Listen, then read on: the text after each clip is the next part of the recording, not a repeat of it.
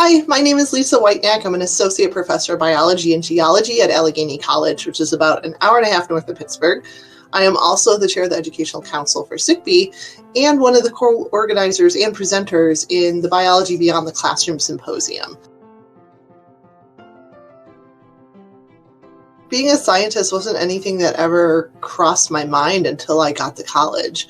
I was always interested in the natural world. We had my grandmother had a cabin in northern Illinois that was on a lake, and so we spent a lot of time on the lake fishing and swimming and boating, but also in the woods, mostly getting lost and bringing home way too many rocks for my mom's comfort.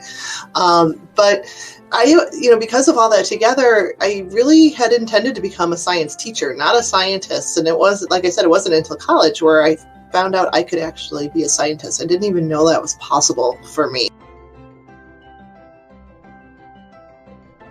Growing up, with my grandmother's cabin, when it would rain, we'd have she had a book called The Reader's Digest Guide to North American Wildlife, and I would pore over that book anytime we couldn't go outside, and I still have it, and when I open the pages with sharks are particularly well loved. So the sharks were always an interest, even though I didn't know it was a career path.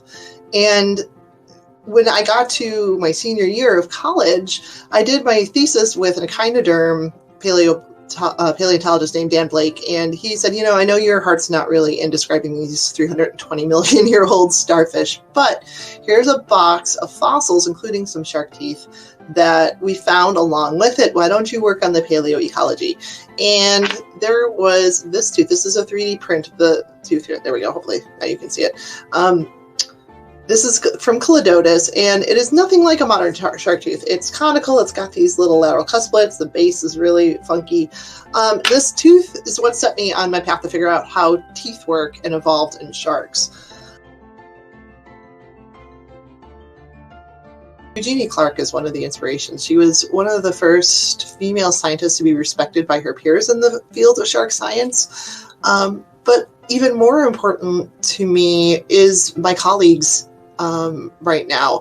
There are so many folks that identify as female that are in the shark field and really coming into their own, and they're powerhouses and they're inspiring, and we're support systems for each other. And I definitely would not be able to do what I do and to keep going without their support. And, those are folks that are ahead of me at the same career stage, and there are a bunch of grad students who are just doing amazing work.